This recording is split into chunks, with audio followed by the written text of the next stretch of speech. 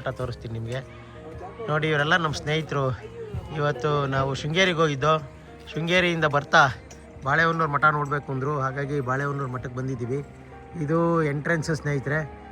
ದೊಡ್ಡದಾಗಿರ್ತಕ್ಕಂಥ ಒಂದು ರಾಜಬೀದಿ ಇದೆ. ಮಠ ನಿಮಗೆ ಗೊತ್ತಿರೋ ಹಾಗೆ ಪಂಚಪೀಠಗಳಲ್ಲಿ ಒಂದು ಅಂತಕ್ಕಂಥದ್ದು ಎಲ್ಲರಿಗೂ ಗೊತ್ತಿದೆ. ಈ ರಂಭಾಪುರಿ ಮಠ ವೀರಶೈವ ಸಿದ್ಧಾಂತದಲ್ಲಿ ಅಥವಾ ವೀರಶೈವ ಸಮಾಜದಲ್ಲಿ ಬಹುದೊಡ್ಡ ಹೆಸರನ್ನು ಮಾಡಿರ್ತಕ್ಕಂಥ ಒಂದು ಮಠ ಸ್ನೇಹಿತರೆ. ಹಾಗಾಗಿ ಇವತ್ತು ನಾವು ಈ ರಂಭಾಪುರಿ ಮಠದ ಒಂದು ದೇವಸ್ಥಾನ ಮತ್ತು ಮಠದ ಆವರಣ ಮತ್ತು ಇಲ್ಲಿನ ಒಂದು ಹಾಸ್ಟೆಲ್ಲು ನೋಡಿ, ಅಲ್ಲಿ ಕಾಣ್ತಾ ಇದೆಯಲ್ಲ, ಇದು ಮಠದ ಹಾಸ್ಟೆಲ್ ಸ್ನೇಹಿತರೆ. ಮುಂದೆ ಇರ್ತಕ್ಕಂಥದ್ದು ಸುಂದರವಾಗಿರ್ತಕ್ಕಂಥ ಒಂದು ಪರಿಸರ ಸ್ನೇಹಿತರೆ. ಹಾಗಾಗಿ ನೋಡಿ ಎಂಟ್ರೆನ್ಸು ನೋಡಿ, ಇದು ಈ ಒಂದು ಕ್ಷೇತ್ರನಾಥ ಶ್ರೀ ವೀರಭದ್ರ ಸ್ವಾಮಿ ಒಂದು ದೇವಸ್ಥಾನಕ್ಕೆ ನಾವು ಇವತ್ತು ಬಂದಿದ್ದೀವಿ ಸ್ನೇಹಿತರೆ. ಬನ್ನಿ, ಒಳಗೇನಿದೆ ಸ್ವಾಮಿಯ ದರ್ಶನವನ್ನು ಮಾಡಿಕೊಂಡು ಹಾಗೆ ಅಲ್ಲಿ ನೋಡಿ ಮಠದ ಒಂದು ಹೆಬ್ಬಾಗ್ಲಿದೆ, ಅದನ್ನು ಸಹ ನೋಡ್ಕೊಂಡು ಬರೋಣ. ಬನ್ನಿ ಸ್ನೇಹಿತರೆ. ನೋಡಿ, ದೂರದಲ್ಲಿ ದೇವರು ವೀರಭದ್ರ ಸ್ವಾಮಿ ವಿರಾಜಮಾನನಾಗಿ ನಮ್ಮ ಮುಂದೆ ಕಂಗೊಳಿಸ್ತಾ ಇದ್ದಾರೆ. ಬನ್ನಿ, ದೇವರ ದರ್ಶನವನ್ನು ಮಾಡೋಣ.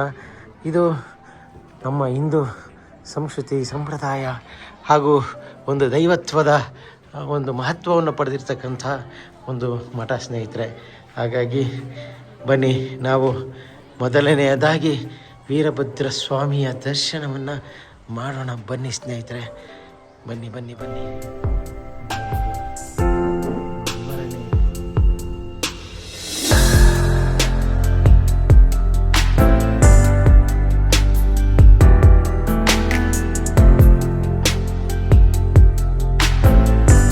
ನೋಡಿ ಸ್ನೇಹಿತರೆ, ಇದು ನಮ್ಮ ವೀರಭದ್ರ ಸ್ವಾಮಿ ದೇವಾಲಯ ರಂಭಾಪುರಿ ಮಠ ಸ್ನೇಹಿತರೆ. ಇದು ಕ್ಷೇತ್ರನಾಥ ಮೂಲ ಪುರುಷ, ನಮ್ಮ ಈ ಒಂದು ಮಠದ ಅಧಿದೇವತೆ ಈ ವೀರಭದ್ರ ಸ್ವಾಮಿ. ಈ ಒಂದು ದೇವಾಲಯವನ್ನು ನೋಡಿ ಸ್ನೇಹಿತರೆ, ಎಷ್ಟು ಪುರಾತನ ಕಾಲದ್ದು ಅಂತಕ್ಕಂಥದ್ದು ನಿಮಗೆ ಅರ್ಥ ಆಗ್ತದೆ. ಹಾಗೆಯೇ ನೋಡಿ ಸ್ನೇಹಿತರೆ, ನಮ್ಮ ಭದ್ರಕಾಳಿ ಅಮ್ಮನವರು ಸಹ ಇಲ್ಲಿ ನೆಲೆಸಿದ್ದಾರೆ. ಅದು ನಮ್ಮ ವೀರಭದ್ರನಿಗೆ ಪಕ್ಕದಲ್ಲೇ ಇರ್ತಕ್ಕಂಥ ಈ ಒಂದು ಭದ್ರಕಾಳಿ ಅಮ್ಮನವರು ರಂಭಾಪುರಿ ಪೀಠದ ಅಲಂಕಾರ ಮಾಡಿದ್ದಾರೆ. ಹಾಗಾಗಿ ನಾವು ಅಮ್ಮನವ್ರನ್ನ ಪೂಜಿಸ್ತಾ ಅಮ್ಮನವರಿಗೆ ನಮ್ಮ ಅರ್ಪಣೆಯನ್ನು ಮಾಡ್ತಾಯಿದ್ದೀವಿ ಸ್ನೇಹಿತರೆ. ಮಠ ಇದೆಯಲ್ಲ, ವೀರ ಸಿಂಹಾಸನ ರಂಭಾಪುರಿ ಮಠ ಬಾಳೆಹೊನ್ನೂರು.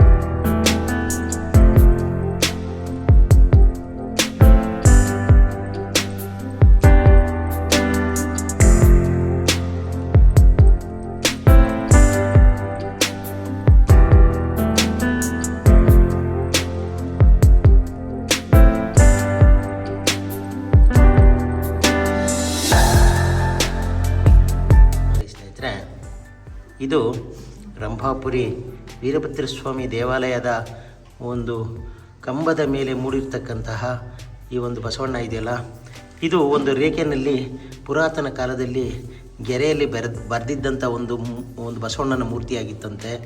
ಅದು ಪ್ರತಿ ವರ್ಷ ಬೆಳೀತಾ ಬೆಳೀತಾ ಬೆಳೀತಾ ಆ ಒಂದು ಕಂಬದಿಂದ ಈಚೆಗೆ ಬರ್ತಾ ಇರ್ತಕ್ಕಂಥದ್ದನ್ನ ನಾವು ನೋಡ್ಬೋದು ಸ್ನೇಹಿತರೆ. ಅದು ಒಂದು ವಿಶೇಷ, ಈ ಒಂದು ಮಠದ ವಿಶೇಷ. ಮತ್ತು ಇನ್ನೊಂದು ವಿಶೇಷ ಏನಂತಂದರೆ, ಈ ಬಸವಣ್ಣನಿಗೆ ಏನು ಹರಕೆಯನ್ನು ಹೊತ್ಕೊತಾರೆ ಅದು ಈಡೇರಿದ ಮೇಲೆ ಬಂದು ನೀವು ಈ ವೀರಭದ್ರ ಸ್ವಾಮಿಗೆ ಪೂಜೆ ಮಾಡಿಸ್ಕೊಂಡು ಹೋದರೆ ನಿಮಗೆ ಒಳ್ಳೆಯದಾಗುತ್ತೆ ಅಂತಕ್ಕಂಥದ್ದು ಇಲ್ಲಿನ ಜನಗಳ ನಂಬಿಕೆ ಸ್ನೇಹಿತರೆ. ಹಾಗಾಗಿ ನೋಡಿ, ಈ ವರ್ಷ ಇಷ್ಟು ಹತ್ತಿರದಿಂದ ತೋರಿಸ್ತೀನಿ ನಿಮಗೆ ಎಷ್ಟು ಬೆಳೆದಿದೆ ಅಂತ ಹೇಳಿ. ಮುಂದಷ್ಟು ಬನ್ನಿ ಸ್ನೇಹಿತರೆ, ಇನ್ನೂ ಬೆಳೀತಾ ಇರತಕ್ಕಂಥದ್ದನ್ನ ನೀವು ನೋಡ್ಬೋದು ಸ್ನೇಹಿತರೆ.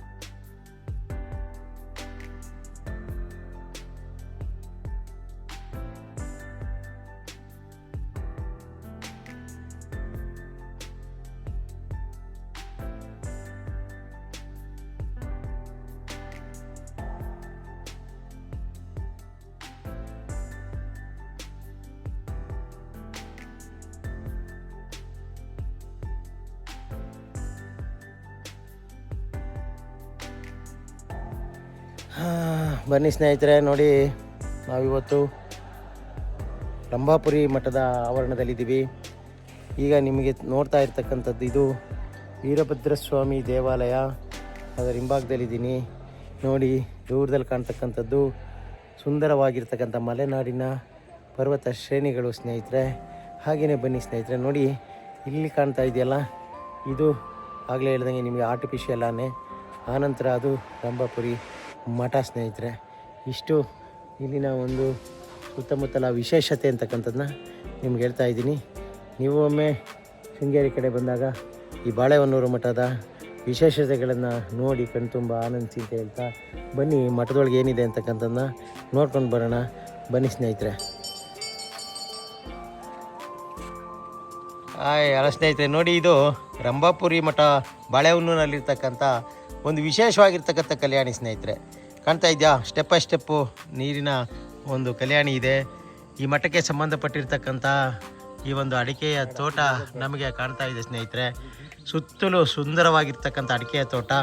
ನೋಡಿ ಈ ಒಂದು ಕಲ್ಯಾಣಿಯನ್ನು ನೀರು ತೋರೋದಕ್ಕೆ, ಪೂಜೆ ಮಾಡಲಿಕ್ಕೆ ಅಲ್ಲೋಗಿ ತರ್ತಾರೆ ಸ್ನೇಹಿತರೆ. ಬಂದು ನೋಡಿ ಇಲ್ಲಿಂದ ಹೀಗೆ ಹತ್ಕೊಂಡು ಮತ್ತೆ ಇದು ಮಠದ ಆವರಣಕ್ಕೆ ಹೋಗುತ್ತೆ ಸ್ನೇಹಿತರೆ.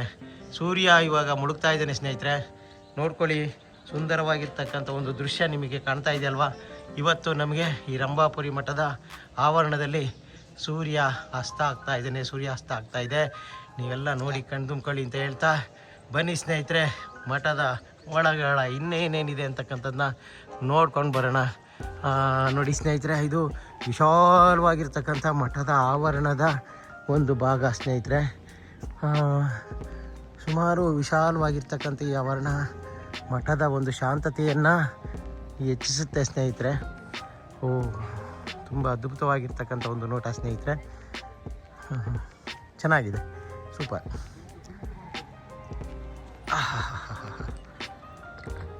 ಸ್ನೇಹಿತರು ರಂಭಾಪುರಿ ಮಠ ನೋಡ್ಲಿಕ್ಕೆ ಬಂದಿದ್ದಾರೆ. ಮುಸ್ಸಂಜೆ ಈ ವೇಳೆಯಲ್ಲಿ ವಿಶೇಷವಾಗಿರ್ತಕ್ಕಂಥ ಒಂದು ಮಠದ ಆವರಣ ಮತ್ತು ವೀರಭದ್ರ ಸ್ವಾಮಿ ದೇವಸ್ಥಾನವನ್ನು ನೋಡಿದ್ದಾರೆ. ಹಾಗೆಯೇ ಸ್ನೇಹಿತರೆ, ಇವತ್ತು ನಾವು ಇವತ್ತು 2 ದಿನ ಸುಮ್ಮನೆ ಟ್ರಿಪ್ ಬಂದಿದ್ದು. ಕವಲೇದುರ್ಗ ಮತ್ತು ಶೃಂಗೇರಿಯನ್ನು ನೋಡಿಕೊಂಡು ಈಗ ಬಾಳೆಹೊನ್ನೂರು ಮಠಕ್ಕೆ ಬಂದಿದ್ದೀವಿ. ಎಲ್ಲ ಸ್ನೇಹಿತರು ಕಳಕಳಿಯಾಗಿ ಏನೋ ಇದ್ದಾರೆ, ಬೆಟ್ಟ ಹತ್ಬಿಟ್ಟು ಯಾವುದು ಕವಲೇದುರ್ಗ ಹತ್ಬಿಟ್ಟು ಸ್ವಲ್ಪ ಸುಸ್ತಾಗಿದ್ದಾರೆ. ಆದ್ರೂ ಎಲ್ಲೋ ಒಂದು ಕಡೆ ಖುಷಿ ಇದೆ. ಕಾಲು ನೋವು ಬಂದಮೇಲೆ ಏನು ಹೇಳ್ತಾರೋ ಗೊತ್ತಿಲ್ಲ. ಓಕೆ ಸ್ನೇಹಿತರೆ, ಥ್ಯಾಂಕ್ ಯು. ಬನ್ನಿ ಸ್ನೇಹಿತರೆ, ಇವತ್ತು ನಾವು ಈ ರಂಭಾಪುರಿ ಮಠದ ಒಳಗಣ ಏನಿದೆ ಅಂತಕ್ಕಂಥದ್ದನ್ನ ನೋಡ್ಕೊಂಡು ಬರೋಣ. ಪ್ರೇಯರ್ ನಡೀತಾ ಇದೆ ಅನಿಸುತ್ತೆ. ಏನೋ ಅಷ್ಟಾಭಿಷೇಕನೋ ರುದ್ರಾಭಿಷೇಕನೋ ಮಾಡ್ತಾ ಇದ್ದಾರೆ ಸ್ನೇಹಿತರೆ. ನೋಡಿ ಇದು ರಂಭಾಪುರಿ ಮಠದ ಒಂದು ಆವರಣ, ಎಂಟ್ರೆನ್ಸು ಚೆನ್ನಾಗಿದೆ ಅಲ್ವಾ ಸ್ನೇಹಿತರೆ. ಓಕೆ, ಶಿವರಾತ್ರಿಯಲ್ಲಿ ತುಂಬ ಅದ್ಭುತವಾಗಿರ್ತಕ್ಕಂಥ ಒಂದು ಜಾತ್ರೆ ನಡೆಯುತ್ತೆ ಇಲ್ಲಿ.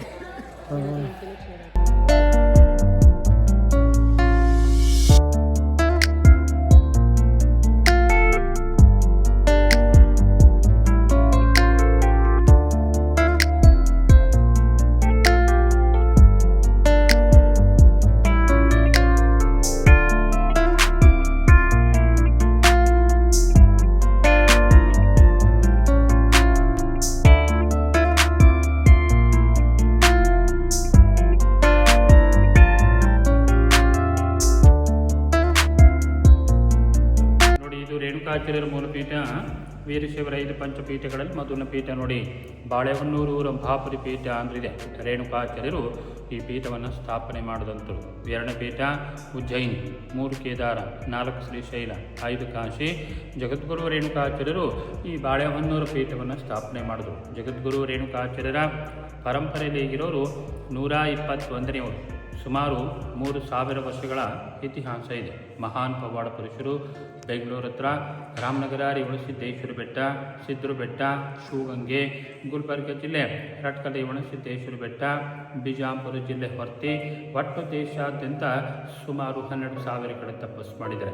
ಎಲ್ಲಿ ತಪಸ್ಸು ಮಾಡಿ ಎಲ್ಲಿ ಪಾದಟ್ಟಿದ್ರೆ ಅವೆಲ್ಲವೂ ಕೂಡ ಈ ಪೀಠದ ಶಾಖಾ ಮಠಗಳಾಗಿದೆ. ಜಗದ್ಗುರು ರೇಣುಕಾಚಾರ್ಯರು ಸಾಕ್ಷಾತ್ ಶಿವನ ಸ್ವರೂಪರು, ಅಂದರೆ ಲಿಂಗದಿಂದ ಒಡೆದು ನೋಡುತ್ತಂದರೆ ಉದ್ಭವ ಆಗಿರ್ತಕ್ಕಂಥವು. ಜಗದ್ಗುರು ರೇಣುಕಾಚಾರ್ಯರು ಮಹಾನ್ ತಪಸ್ವಿಗಳು, ಲಿಂಗರೂಪಿಗಳು, ಸಾಕ್ಷಾತ್ ಶಿವನ ರೂಪದಲ್ಲಿ ಜಗದ್ಗುರು ರೇಣುಕಾಚಾರ್ಯರು ಉದ್ಭವ ಆಗಿರ್ತಕ್ಕಂಥವು. ಇಲ್ಲಿ ವಿಶೇಷ ಅಂದರೆ ಏನಾದರೂ ಸಮಸ್ಯೆಗಳಿದ್ರೆ, ಕಷ್ಟಗಳಿದ್ದರೆ ಪ್ರಾರ್ಥನೆ ಮಾಡ್ಕೊಂಡು ಹೋದರೆ, ಬೇಡ್ಕೊಂಡು ಹೋದರೆ ಒಳ್ಳೆಯದಾಗುತ್ತೆ ನೋಡಿ. ಕೋರ್ಟು ಕಚೇರಿ ಕೇಸು, ಮಕ್ಕಳಿದ್ದು ಮದುವೆ ಆಗದಿದ್ದು, ಆರ್ಥಿಕ ಸಮಸ್ಯೆ, ಉದ್ಯೋಗ ಸಮಸ್ಯೆ, ಆರೋಗ್ಯ ಸಮಸ್ಯೆ, ವಿದ್ಯೆ ಸಮಸ್ಯೆ, ವಿಶೇಷವಾಗಿ ಸಂತಾನ ಫಲ ಇಲ್ಲದೇ ಇರತಕ್ಕಂಥವರು ಸ್ವಾಮಿಗೆ ಬೆಳ್ಳಿ ತೊಟ್ಟಲು ಕೊಡ್ತೀನಿ ಅಂತ ಹರಕೆ ಮಾಡ್ಕೊಂಡು ಹೋದರೆ ಅಂಥವರಿಗೆ ಸಂತಾನ ಫಲ ಪ್ರಾಪ್ತಿ ಆಗುತ್ತೆ.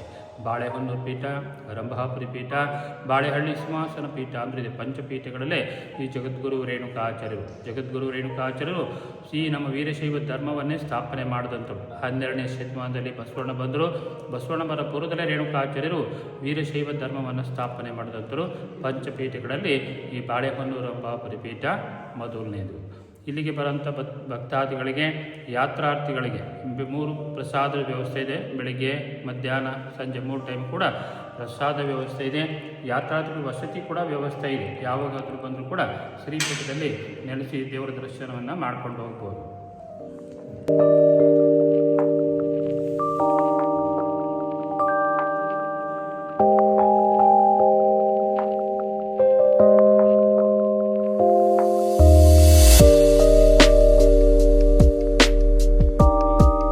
ಇದು ಚಿಕ್ಕಮಗಳೂರು ಜಿಲ್ಲೆಯಲ್ಲಿ ಬರ್ತಕ್ಕಂಥ ರಂಭಾಪುರಿ ಮಠ ಏನಿದೆ, ಇದು ವೀರಶೈವ ಧರ್ಮದ ಒಂದು ಪ್ರಮುಖವಾಗಿರ್ತಕ್ಕಂಥ ಪಂಚಪೀಠಗಳಲ್ಲಿ ಒಂದಾಗಿರ್ತಕ್ಕಂಥ ಮಠ ಸ್ನೇಹಿತರೆ. ಹಾಗಾಗಿ ನೋಡಿ, ಇದು ಇವರು ಒಂದು ವೀರಶೈವ ಸಿದ್ಧಾಂತದ ಪ್ರಕಾರ 3,000 ವರ್ಷಗಳ ಹಿಂದೆಯೇ ರೇಣುಕಾಚಾರ್ಯರು ವೀರಶೈವ ಧರ್ಮವನ್ನು ಸ್ಥಾಪನೆ ಮಾಡಿದ್ರು ಅಂತ ಹೇಳ್ತಾರೆ ಸ್ನೇಹಿತರೆ. 12ನೇ ಶತಮಾನದಲ್ಲಿ ಬಸವಣ್ಣನವರು ಲಿಂಗಾಯತ ಧರ್ಮವನ್ನು ಸ್ಥಾಪನೆ ಮಾಡಿದ್ರು ಅಂತ ಹೇಳ್ತಾರೆ. ಇವರಿಬ್ಬರೂ ಹೇಳಿದ್ದು ವಿಶ್ವ ಮತ, ಮನುಜ ಮತ ಅಂತಕ್ಕಂಥದ್ದನ್ನು ನಾವು ಮರೆಯೋವಾಗಿಲ್ಲ. ಎಲ್ಲರೂ ಹೇಳ್ತಕ್ಕಂಥದ್ದೊಂದೇ ಮನುಷ್ಯತ್ವ, ಮಾನವೀಯತೆ, ಹಾಗೆಯೇ ಒಂದು ಮಾನವ ಧರ್ಮವನ್ನೇ ಇಬ್ಬರೂ ಹೇಳ್ತಕ್ಕಂಥದ್ದು. ಹಾಗಾಗಿ ಇಬ್ಬರು ಬೇರೆ ಬೇರೆ ಎಲ್ಲ ಸ್ನೇಹಿತರೆ, ಎರಡೂ ಒಂದೇ. ಮೊದಲಿನಿಂದಲೂ ಇಲ್ಲಿವರೆಗೂ ಮುಂದೇನು ಎಷ್ಟೇ ಜನ ಬಂದು ಹೋದ್ರೂ ಸಹ ಒಂದೇ ಮತ, ಅದು ಮನುಷ್ಯತ್ವದ ಮನುಜ ಮತ, ಅದು ವಿಶ್ವಪಥವಾಗಬೇಕು. ಹಾಗಾಗಿ ಇವರ ದೊಡ್ಡ ಒಂದು ವಿಷನ್ಗೆ ಅಥವಾ ದೊಡ್ಡ ಒಂದು ಈ ಒಂದು ಕಟ್ಟಿರೋವಂಥ ಧರ್ಮಗಳಿಗೆ ನಾನು ಶರಣಂತೀನಿ. ಆದರೆ ಯಾರೂ ವೀರಶೈವ ಬೇರೆ ಅಲ್ಲ, ಲಿಂಗಾಯತ ಧರ್ಮ ಬೇರೆ ಅಲ್ಲ, ಎರಡೂ ಒಂದೇ ಸ್ನೇಹಿತರೆ. ಎಲ್ಲವೂ ಮುಂದುವರೆದ ಭಾಗಗಳೇ. ಮುಂದೆ ಯಾವುದೇ ಸ್ವಾಮೀಜಿ ನಮ್ಮ ನಾಡಿನಲ್ಲಿ ಹುಟ್ಟಲಿ, ಬೆಳೀಲಿ, ಏನೇ ಮಾಡಲಿ, ಅವರೆಲ್ಲರೂ ಸಹ ಈ ಒಂದು ಮನುಜ ಮತಕ್ಕೆ ದುಡಿತಕ್ಕಂಥವ್ರು. ಹಾಗಾಗಿ ಎಲ್ಲ ಒಂದೇ ಸ್ನೇಹಿತರೆ. ಹಾಗಾಗಿ ಇವತ್ತು ಈ ಒಂದು ಏನು ರಂಭಾಪುರಿ ಮಠಕ್ಕೆ ಬಂದಿದ್ದೀವಿ. ತುಂಬ ಚೆನ್ನಾಗಿದೆ. ಬಹಳ ಹಳೆಯದಾಗಿರ್ತಕ್ಕಂಥ ಪುರಾತನ ದೇವಾಲಯವನ್ನು ನಾವು ನೋಡಿದ್ದೀವಿ. ಹಾಗೆಯೇ ಈ ಸುಂದರ ಮಠದ ಆವರಣವನ್ನು ನೋಡಿದ್ದೀವಿ. ತುಂಬ ಖುಷಿಯಾಗಿದೆ. ದೇವರನ್ನ ನೋಡ್ದೋ, ಪೂಜೆ ಮಾಡಿದೋ. ಹಾಗಾಗಿ ಸ್ನೇಹಿತರೆ ತುಂಬ ಖುಷಿಯಾಗಿದೆ, ಚೆನ್ನಾಗಿದೆ. ನೀವು ಒಮ್ಮೆ ಬನ್ನಿ, ರಂಭಾಪುರಿ ಮಠವನ್ನು ನೋಡಿ ಅಂತ ಹೇಳ್ತಾ ಎಲ್ಲರಿಗೂ ಧನ್ಯವಾದಗಳು ಸ್ನೇಹಿತರೆ.